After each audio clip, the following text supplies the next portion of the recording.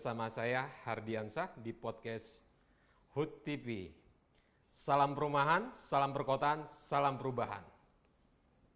Di sebelah saya Pak Dede Kardaya. Biasa dipanggil Siap. apa nih Pak? Dede. Dede. Jadi tetap muda terus nih Pak ya? Muda. Dede. Ya. Ya, saat ini saya berada di kampus Universitas Juanda Bogor di Ciawi. Nah, beliau adalah Rektor Universitas Juanda. Mungkin bisa cerita Pak tentang Universitas Juanda nih. Ya, pandemi masih berlangsung, tapi ya, belajar kan harus tetap di Juanda. Iya.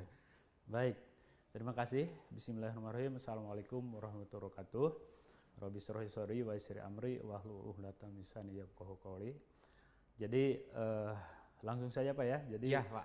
Universitas Juanda ini selama pandemi ya, terutama di pertengahan Maret 2020 ya, dari awal. Setahun lebih kita. Ya, hampir 2 tahun. Jadi kita selama itu mulai dari 2020 Maret ini kita sudah memasuki model pembelajaran daring online ya. Alhamdulillahnya kita sebelumnya kita sudah mendapat kesempatan dari Belmawa, Dikti, itu kita dapat beberapa hibah yang terkait dengan pembelajaran daring, sehingga ketika ada musibah pandemi ya alhamdulillah kita sudah siap lah, siap. Ya, dari infrastrukturnya. Hanya saja memang waktu itu dosen-dosennya belum 100%. Jadi baru setiap prodi mungkin baru 4 mata kuliah waktu itu. Seiring dengan kondisi pandemi ya kita akhirnya melakukan pelatihan. Merespon lah Pak, merespon keadaan lah ya. Iya, betul. Seperti itu. Berjalannya waktu terus ya saya sempat baca visi dan misinya. Salah satunya menjadi kampus rahmatan lil alamin. Apa nih Pak? Itu misi ya. Misi ya. Kalau visi itu menjadi universitas riset yang menyatu dalam tauhid. Untuk mewujudkan visi ini kita punya misi Pancadharma. Ya. Pancadharma, pendidikan, penelitian, pengabdian pada masyarakat, profesional dan ketauhidan. Jadi kalau universitas umum itu Tridharma, pendidikan, penelitian dan pengabdian, kita tambah 2. Tambah 2, apalagi itu Pak setelah pengabdian? Profesional dan ketauhidan ya. Nah, jadi rahmatan lil alamin itu merupakan hasil dari misi, jadi menghasilkan lulusan yang cerdas, intelektual, spiritual, emosional, kemudian juga sosial dan adversity, tahan malang, untuk untuk menghasilkan lulusan yang rahmatan lil alamin. Rahmatan lil alamin ini adalah artinya memberikan manfaat kepada seluruh alam ya. Ya, harapannya memang seperti itu. Nah, belakangan terakhir saya sempat ya sedikit browsing lah tadi ya. Iya. Universitas Juanda ini bukan mulai atau ya makin care dengan isu-isu perumahan dan khususnya untuk mereka yang tidak seberuntung, maksudnya ya yang kelas bawah, mereka yang petani, mereka yang tinggal di kolong jembatan atau di lingkungan padat. Nah, kenapa deh Pak? Ya, jadi awalnya ini dari pencapaian visi Pak, jadi visi riset.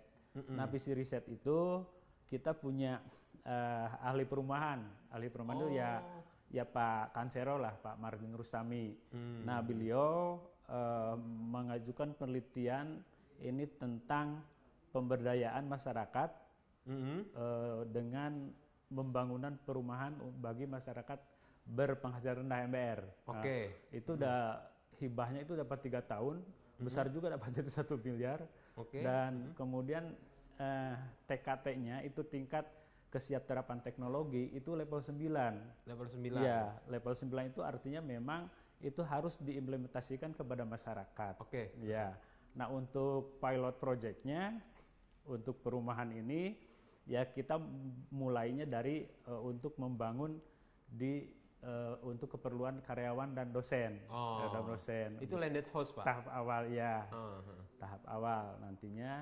Nah, kemudian karena kondisi pandemi ini rumah tidak hanya sebagai tempat tinggal, juga rumah sehat, tapi juga memang di rumah itu membangun peradaban. Membangun konsepnya seperti itu. Nah, makanya dalam kesempatan sekarang ini, nah, jadi bisa juga mengucapkan selamat Hari Perumahan Nasional ini dengan momen seperti ini, ya kita membangun rumah yang produktif. Rumah produktif. Ya, berbasis komunitas. Jadi tidak hanya tidak hanya sehat, kemudian tidak hanya nyaman, tapi harus produktif. Kalau produktif itu insya Allah pasti sehat gitu ya, karena kalau sakit nggak bisa produktif gitu. Oke. Nah, menariknya tapi di Universitas Juanda ini nggak ada jurusan ya real estate atau apa gitu Pak? Betul. Nah, betul. Karena ini kita bukan ke pembangunan fisik perumahannya, ya, tapi ke sumber dayanya, pengembangan sumber daya ya, pemberdayaan. Bisa dicontohkan Pak lebih detail Pak, apa ya jadi visinya aja yang diberikan kepada dalam proses pembangunan rumah komunitas tadi? Oh ya, jadi dengan konsep rumahnya ini ada beberapa tingkat gitu, kemudian memberdayakan tanah-tanah wakaf Pak. Ya, jadi tanah wakaf supaya lebih produktif. Jadi ada kepemilikannya. Kepemilikan bangunan, tapi tanahnya itu tidak gitu kan, seperti itu. Jadi tanah mungkin tanah punya pemerintah atau punya orang yang mewakafkan gitu. Tapi kepemilikan bangunan rumah gitu ya atau ruang itu menjadi pemilik penghuni gitu, seperti itu konsepnya. Pak, tapi kalau sepengetahuan saya ketika bicara tanah itu kan pasti kan nantinya ada surat-surat. Kepikir sampai ke sana nggak nanti? Jangan sekedar hanya menghuni sekian tahun, akhirnya ya nggak punya surat, nggak punya ini gitu kan? Ya sebetulnya konsepnya itu suratnya surat kepemilikan bangunan. Kepemilikan bangunan. Kalau tanah itu tetap aja yang misalnya tanah wakaf, berarti kan itu pemilik yang mewakif ya, yang penerima wakaf gitu, tetap aja. Jadi tidak bisa diperjualbelikan gitu. Dan belakangan juga disupport oleh Bupati Pak ya? Iya. Bisa ceritakan gimana Pak? Akhirnya Bupati ya ikut ya, entah supportnya seperti apa gitu, bisa dijelaskan Pak? Ya mudah-mudahan sih dengan konsep yang kita tawarkan ini dari Bupati ini bisa memfasilitasi lahannya Pak. Jadi memfasilitasi lahannya, terutama lahan terlantar yang nanti akan kita kembangkan untuk menjadi rumah produktif berbasis komunitas. Misalnya ada kelompok petani, ya kita punya teknologinya di sini kan ada agroteknologi. Kita kembangkan hidroponik, teknologi hidroponik bisa Jadi dengan rumah semacam rumah susun ya, dengan lahan sempit pun itu kita masih bisa produktif dengan teknologi hidroponik itu, terutama yang model-model vertikal, jadi verticulture lah istilahnya kalau zaman milenial sekarang ini. Dan Universitas Juanda udah menyiapkan Pak? Ya, sudah menyiapkan untuk konsep ke arah sana. Konsepnya? Ya, sudah. Itu yang mengerjakan siapa? Mahasiswa, dosen atau gimana? Atau ada tim khusus Pak? Dosen dan mahasiswa, selama ini dikembangkan seperti itu. Karena kan gini, dalam program MBKM sekarang ini, itu kan ada kewajiban mahasiswa meneliti. Nah ya, mahasiswa meneliti ini itu harus dibimbing oleh dosen, tidak hanya meneliti tapi juga magang ya, magang di perusahaan. Itu sekarang kesempatannya memang bagus sekali, jadi memberikan life skill ya kepada mahasiswa. Nah dengan ikut meneliti itu kan nanti dosen akan memberikan pembelajaran ya, bagaimana menumbuhkan tanaman misalnya hidroponik, bagaimana menghasilkan telur omega 3 misalnya kalau peternakan gitu. Jadi nanti dikaitkan dengan konsep perumahan produktif dan berbasis komunitas itu idealnya itu nanti ada komunitas peternakan, ada perumahan, jadi dalam satu kawasan itu semua rumah itu menghasilkan produk-produk peternakan, telur misalnya kan. Nah sekarang kan yang sudah ada di daerah mana tadi kata Bupati itu ada yang kampung akuarium gitu kan, seperti itu. Jadi konsepnya mungkin seperti itu. Jadi ada proses pendampingan nantinya. Ada proses pendampingan. Sementara fisiknya yang bangun bukan dari fisiknya itu dari HUD kerjasama HUD Institute ya, dengan beberapa betul. Organisasi lain Kita kan nggak bisa lah kerja sendiri. Gitu, itu mutlak kita harus kerjasama lah, karena kan keterbatasan kompetensi masing-masing gitu kan, jadi saling mengisi. Saling isi lah Pak ya. Betul, betul, betul. Nah, mahasiswa dosen tadi tertarik gak Pak? Ada hal baru gitu maksudnya ya? Betul, jadi sangat tertarik. Jadi sekarang kan ketika dibuka MBKM itu ya, Merdeka Belajar Kampus Merdeka dengan skim mahasiswa magang itu yang mendaftar itu banyak sekali Pak. Kemudian yang mahasiswa meneliti juga, yang sekarang bimbingan saya ada 5 yang sekarang sedang melakukan penelitian juga ya di kemarin itu di ITIK ya, kebetulan saya di peternakan Pak. Oh di peternakan. Ya, ya. Jadi bisa ada peternakan, hidroponik, apalagi ya, Pak? ada pangan halal ya, jadi kemudian ada teknologi pertaniannya. Teknologi pertanian apa tuh? Agroteknologi lebih ke arah pembuatan mekaniknya. Jadi ya misalnya untuk penyiraman sayuran itu dengan sistem mekanik gitu kan. Tapi kan arahnya sekarang untuk ke ramah lingkungan dan saving energi gitu, sehingga sekarang mengembangkan metode teknologi gravitasi. Jadi air itu tidak dengan listrik tapi dengan teknologi gravitasi. Tapi untuk gravitasi ini kan harus di tanah miring gitu, tidak bisa di tanah landai gitu. Nah, next project perdananya di mana nih Pak? Udah ada bocoran belum nih katanya? Sekarang untuk agrotech ini di Citeko Pak. Citeko ya, itu di daerah Puncak, kawasan Puncak. Okay. Itu juga kita kerjasama juga dengan PTP 8. PTP 8, ya, oke. PTP 8. Jadi kita masih bertahap memulainya ya. Jadi ya nggak, konsep yang tadi kerjasama dengan institut, dengan organisasi lain itu ya nggak hanya membangun fisik bangunan ya Pak ya? Enggak. Jadi membangun ekonominya juga. Ekonominya juga, kemudian penghuninya juga kan. Iya, penghuninya dibangun, bisa menghasilkan. Nah, tapi saya berpikir siapapun kan bisa memproduksi sesuatu nih Pak. Ya. Nah, tapi perlu keranjangnya, outputnya nih. Sampai ke sana nggak untuk dijualinnya nanti kemana, ini kemana? Oh iya, jadi kalau hanya sebatas produksi saja kan mudah kan. Mudah, tapi ketika marketing itu susah untuk masuk ke rantai tata niaga itu. Nah makanya untuk itu ada kerjasama.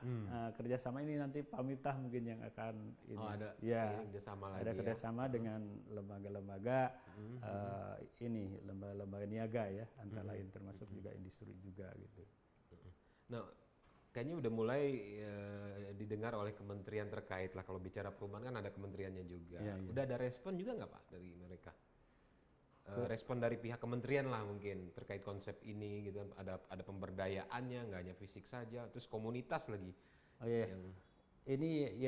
Ini kan sekarang seminarnya baru hari ini, webinarnya gitu ya. Okay. Sehingga dari kementerian ya ketika mereka itu berkontribusi di webinar itu merupakan respon yang sangat bagus ya, mendukung untuk program ini. Begitu Pak. Oke. Yang di targetnya ada berapa orang, berapa unit nanti Pak dari output dari kegiatan hari ini Pak? Untuk tahap awal itu ada berapa, 40 ya Pak Mita? 40 unit? 40 unit dulu. Artinya 40 keluarga ya? Ya, 40 kakak. Prosesnya seperti apa tuh Pak? Ya, harus mereka yang benar-benar di masyarakat yang aware dengan pertanian juga dong? Betul, jadi kita nanti bersama-sama dengan dari kabupaten juga ya, kemudian kita lihat lokasinya, komunitas mana sih yang kabupaten itu menjadikan suatu kawasan unggulan sayur misalnya kan. Nah di situ baru kita kalau itu sudah ketemu mappingnya, kita dengan HUD-nya itu yang fisiknya, bangun fisiknya. Iya.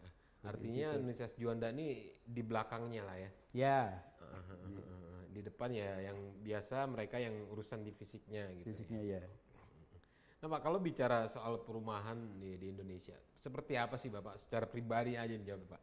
Ya backlognya ada, terus ya harga yang tinggi, dan terus ya kembali lagi ke bawah nih, emang ya perhatian ada tapi yang nggak menyentuh sampai ke komunitas Pak. Gimana Pak melihatnya Pak?